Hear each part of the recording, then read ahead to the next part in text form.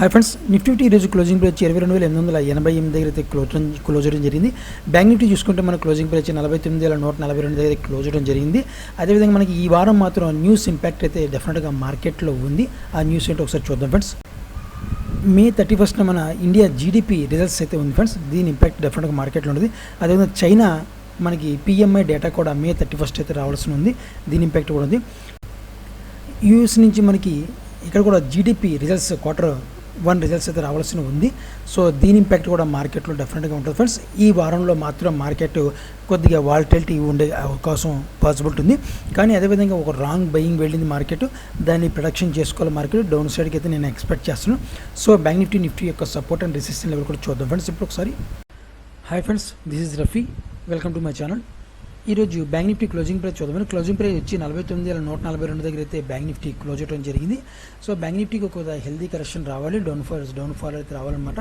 So నేను ఇందాకే మనకి చెప్పినట్టుగానే ఈ వారం న్యూస్ ఇంపాక్ట్ ఉంది. అదే నెక్స్ట్ వీక్ మనం చూసుకుంటే మాత్రం ఎలక్షన్ రిజల్ట్స్ అనమాట. ఇక్కడ ఎలక్షన్ రిజల్ట్స్ వచ్చినప్పుడు మార్కెట్ రెండు విధాలుగా రియాక్ట్ అయ్యే అవకాశం ఎంతైనా ఉంది. ఇక్కడ నుంచి మార్కెట్ కొద్దిగా అప్సైడ్ మూమెంట్ తీసుకెళ్ళిపోతే మాత్రం ఒకవేళ మేబీ హెల్దీ కరెక్షన్ చేయకుండా మార్కెట్ ఒక అప్సైడ్ మూమెంట్ తీసుకెళ్ళిపోతే రేపు మార్కెట్ డెఫినెట్గా మళ్ళీ ఇక్కడ నుంచి ఒక భయంకర సెల్లింగ్ ప్రెజర్, డైరెక్ట్గా సెల్లింగ్ ప్రెజర్ వచ్చే అవకాశం ఉంది. ఎందుకంటే మార్కెట్ ఇక్కడ నుంచి మెల్లమెల్లగా ఒక అప్సైడ్ మూమెంట్ విత్ ప్లానింగ్ ప్రకారం తీసుకెళ్తారన్నమాట. రిజల్ట్స్ ఇంపాక్ట్ ఉంటుంది కాబట్టి రిజల్ట్స్ ఎప్పుడైతే కొద్దిగా ఇప్పుడున్న పార్టీ కాకుండా వేరే పార్టీ వచ్చింది అంటే మాత్రం డెఫినెట్గా సెల్లింగ్ చేసే అవకాశం ఉంటుంది. సో చేసి మళ్ళీ అక్కడి నుంచి ఫ్రెషర్ బయ్యర్స్ అయితే ఎంటర్ అవుతారు. ఫ్రెష్ బయింగ్ ఎప్పుడైతే వస్తుందంటే మళ్ళీ మార్కెట్ మళ్ళీ ఒక అప్సైడ్ మూమెంట్ ఉంటుంది. ఎందుకంటే మార్కెట్కి అన్నీ తెలుసు, ముందుగానే తెలిసే మార్కెట్ అప్సైడ్ కానీ డౌన్ సైడ్ కానీ వెళ్తుంది. ఎందుకంటే మార్కెట్లో 2 సారి ఎలక్షన్స్ జరిగినప్పుడు ఒకే పార్టీ ఉంటుంది. గతంలో కాంగ్రెస్ పార్టీ కూడా 9 సంవత్సరాల నెలలు చేసింది. ఈ టైంలో కూడా బీజేపీ పార్టీ కూడా 9 సంవత్సరాల నెలలు అనేది దగ్గర 10 సంవత్సరాల వరకు చేసాయి. సో తర్వాత మనము దాని వెనకాల కూడా చూసుకుంటే వాజ్పేయి హయాంలో కూడా చూసుకుంటే మాత్రం అప్పుడు కూడా మార్కెట్ 2 సార్లు కూడా విన్ అవ్వడం జరిగిందనమాట. సో ఇలా మనం చూసుకుంటే మాత్రం మార్కెట్ మాత్రం ముందే తెలుసు మార్కెట్కి 2 టైమ్స్ నుంచి మార్కెట్ రెండు టైం నుంచి ఎక్కువగా రావట్లేదని చెప్పి ఒకవేళ మేబీ ఇప్పుడు మార్కెట్కి గవర్నమెంట్ చేంజెస్ జరిగే అవకాశం ఉంది అని కూడా మార్కెట్ ముందుగానే ప్రొటెక్ట్ చేస్తుంది. మార్కెట్ ముందుగానే తెలుసు. దాని ఇంపాక్ట్ దారుణమైన సెల్లింగ్ అయితే ఉండదు.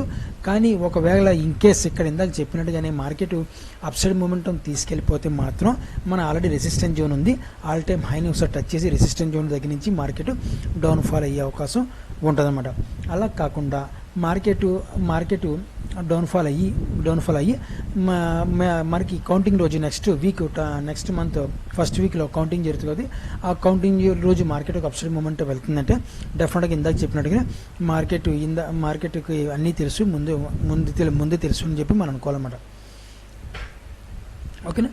సో అదేవిధంగా మార్కెట్కి ఇక్కడ రెండు చాయిస్ ఉన్నాయి. మిడిల్ పాయింట్ ఆఫ్ వ్యూలో ఉన్న మార్కెట్ ఒక హెల్తీ కరెక్షన్ బ్యాలెన్స్ ఉంది. మార్కెట్ ఏదో రాంగ్ బయింగ్ వెళ్ళింది మార్కెట్, అడ్జస్ట్మెంట్ ప్రక్రియలో ఉంది మార్కెట్. తర్వాత అలా కాకుండా న్యూస్ ఇంపాక్ట్ వల్ల కాబట్టి ఈ రిజల్ట్స్ ఉంది కాబట్టి మార్కెట్ ముందుగానే ప్రొడక్ట్ చేసి అప్సైడ్ మూమెంట్ తీసుకెళ్ళిపోతే నెక్స్ట్ వీక్ నుంచి మార్కెట్ని సెల్లింగ్ చేస్తారనమాట. సెల్లింగ్ చేసి మళ్ళీ ఎక్కడి నుంచి మార్కెట్ ఫ్రెష్ బయ్యర్స్ వస్తారు. మళ్ళీ మార్కెట్ అప్సైడ్ 52,000 మార్కెట్ని మళ్ళీ ఫ్రెష్ గవర్నమెంట్ స్టార్ట్ అయినప్పుడు ఒకవేళ మేబీ గవర్నమెంట్ చేంజ్ అయితే ఫ్రెష్ గవర్నమెంట్ వస్తే మాత్రం 52,000 మార్క్ టచ్ అయ్యే పాసిబిలిటీ బ్యాంక్ నిఫ్టీ ఉంది. బ్యాంక్ నిఫ్టీకి పాసిబిలిటీ ఉందని చెప్పి నేను ఎక్స్పెక్ట్ చేస్తున్నాను. సో మనం 5 మినిట్స్ చార్ట్లో కనబడుతుంది ఫ్రెండ్స్. 5 మినిట్స్లో ఒక బ్యాంక్ నిఫ్టీ యొక్క సపోర్ట్ అండ్ రెసిస్టెన్స్ చూద్దాం. నిన్నటి నుంచి చూడండి ఫ్రెండ్స్, నిన్నటి నుంచి మార్కెట్లో కొద్దిగా ఒక సెల్లింగ్ ప్రెజర్ అయితే రావడం జరిగింది. ఇక్కడ రెసిస్టెన్స్ జోన్ ఉంది మార్కెట్కి. చూడండి, ఇక్కడ ఈ లెవెల్ దగ్గర నుంచి రెసిస్టెన్స్ జోన్ ఉంది. ఇక్కడ నుంచి 2 డేస్ నుంచి చూసుకుంటే మార్కెట్ రాంగ్ సెల్లింగ్ జరిగింది. అడ్జస్ట్మెంట్ చేసుకుంటే మార్కెట్కి రేపు గ్యాప్ అప్ ఓపెన్ అయితే మాత్రం మన రెసిస్టెన్స్ లెవెల్ దగ్గరికి వెళ్ళే పాసిబిలిటీ ఉంది. మన రెసిస్టెన్స్ లెవెల్ దగ్గర ఎప్పుడైతే వెళ్ళిందో నేనైతే పుట్ ఆప్షన్కి అయితే ట్రై చేస్తాను అనమాట. అలా కాదు, in case gap down open అయితే గ్యాప్ డౌన్గా ఓపెన్ అయితే మరీ మంచిది. గ్యాప్ డౌన్ ఓపెన్ అయితే ఎంతవరకు పాసిబిలిటీ ఉందో చూసుకోవాలి. గ్యాప్ డౌన్ ఒకవేళ ఓపెన్ అయితే మాత్రం మార్కెట్కి మనకి ఒక సపోర్ట్ లెవెల్ ఉంది ఫ్రెండ్స్. నిన్నటి నుంచి ఈ లెవెల్ దగ్గర నుంచి మార్కెట్ ఒక సపోర్ట్ లెవెల్ ఉంది.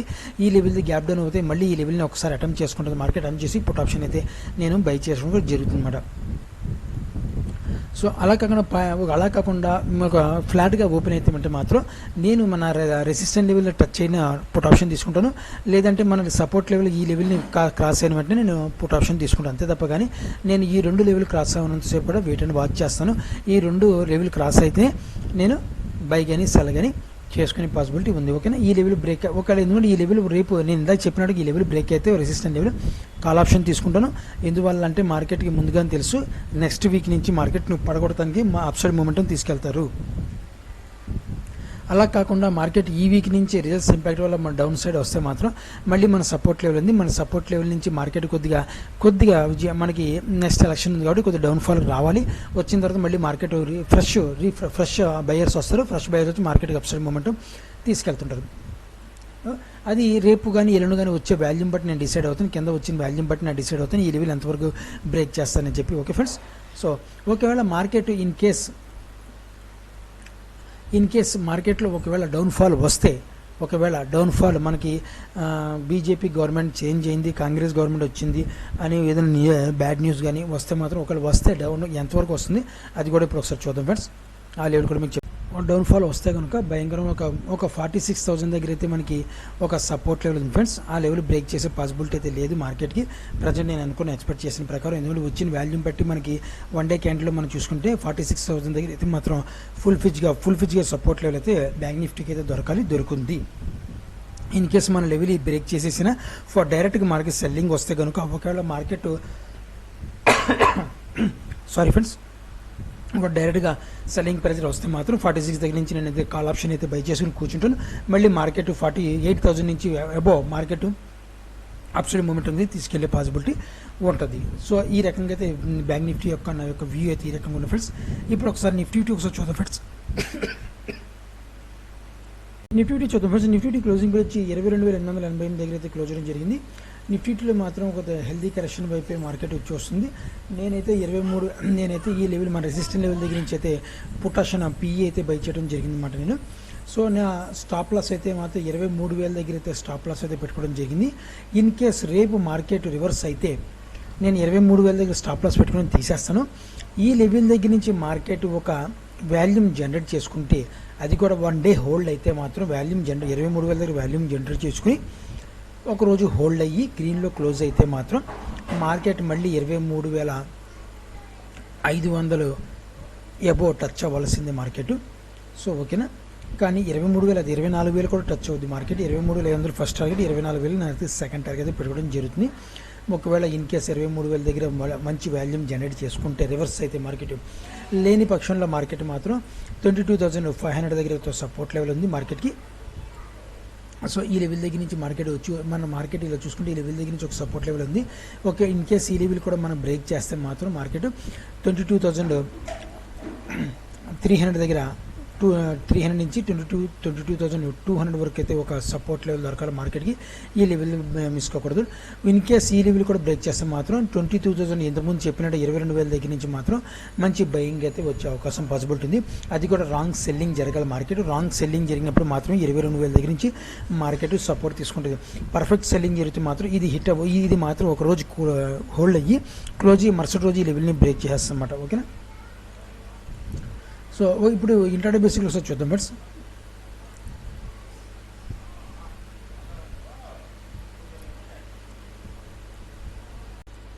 చూడండి ఫ్రెండ్స్, మనకి 23,000 దగ్గర నుంచి ఒక రెసిస్టెన్స్ జోన్ ఉంది. మనకి ఈ లెవెల్ దగ్గర నుంచి ఒక రెసిస్టెన్స్ జోన్ ఉంది ఇంట్రాడే బేసిక్లో. ఈ లెవెల్ని మాత్రం బ్రేక్ చేయకూడదు అనమాట. ఇందాక చెప్పినది ఈ రెసిస్టెన్స్ స్టాప్ లాస్ పెట్టుకుంటాను. ఇన్ కేసు రేపు మార్నింగ్ ఈ లెవెల్ టచ్ అయితే నేను ఒకసారి పుట్ ఆప్షన్ అయితే తీసుకుంటాను. ఎందుకంటే టచ్ అయిన తర్వాత మళ్ళీ సెల్లింగ్ ప్రెజర్ వస్తే పుట్ ఆప్షన్ తీసుకుంటాను. చూస్తాను మార్కెట్ ఎలా ఉందో ఏంటో వాచ్ చేస్తాను. వీక్ కింద వాల్యూమ్ కూడా ఒకసారి జనరేట్ చేసుకుందాలో చూసుకుంటాను.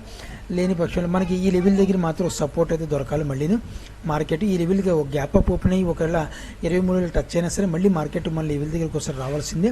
ఒకవేళ వచ్చిన తర్వాత ఈ లెవెల్ బ్రేక్ చేస్తే మాత్రం డెఫినెట్గా మళ్ళీ మార్కెట్ ఒక సెల్లింగ్ ప్రెజర్ వచ్చే అవకాశం పాసిబిలిటీ ఇంట్రాడే బేసిక్లో మనకి దొరికే అవకాశం పాసిబిలిటీ ఉందన్నమాట.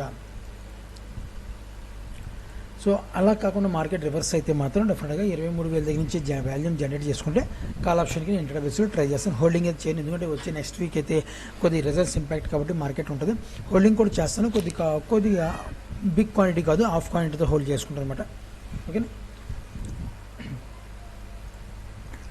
అదేవిధంగా ఫ్లాట్గా ఓపెన్ అయితే వెయిట్ అని వాచ్ చేస్తాం ఫ్రెండ్స్. గ్యాప్ డౌన్ ఓపెన్ అయితే మాత్రం ఎంతవరకు గ్యాప్ డౌన్ ఓపెన్ అయితే చూసుకుంటాం. ఒక సపోర్ట్ మన రెసిస్టెన్స్ మన సపోర్ట్ లెవెల్ ఇక్కడ ఉంది మార్కెట్కి. ఈ లెవెల్ని మార్కెట్ సపోర్ట్ చేసుకోవాలి. సపోర్ట్ చేసుకుని ఫ్లాట్గా ఓపెన్ అయితే ఒకవేళ బై కాల్ వైపు ఈ లెవెల్ బ్రేక్ చేసే పుట్ ఆప్షన్ అయితే తీసుకుంటాం. లేని పక్షం ఈ లెవెల్ సపోర్ట్ చేసుకుంటుందంటే మాత్రం కాల్ ఆప్షన్ తీసుకుని మనకి ఈ రెసిస్టెన్స్ లెవెల్ దగ్గర నుంచి ఎగ్జిట్ అయిపోతుంది అనమాట. కాల్ ఆప్షన్ కొద్దిగా తీసుకుని సో ఈ రెసిస్టెన్స్ లెవెల్ దగ్గర ఉంది. ఈ రెసిస్టెన్స్ ఇంటర్డే బేసిక్ అనమాట. అది కూడా ఫ్లాట్గా ఓపెన్ అయితే ఈ రెసిస్టెన్స్ లెవెల్ పనికొస్తుంది. లేని పక్షంలో మనకి ఈ లెవెల్ పనిచేయదు. ఓకేనా. సో ఇది ఫ్రెండ్స్ మనకి నిఫ్టీ యొక్క సపోర్ట్ అండ్ రెసిస్టెన్స్ లెవెల్స్ ఈ రకంగా ఉన్నాయి. మీరు కూడా ఆప్షన్లో ట్రేడ్ చేసే వాళ్ళైతే జాగ్రత్తగా ట్రేడ్ చేసిన ఆశిస్తున్నాను. నా వీడియో వాచ్ చేసిన thank you friends. Thank you very much.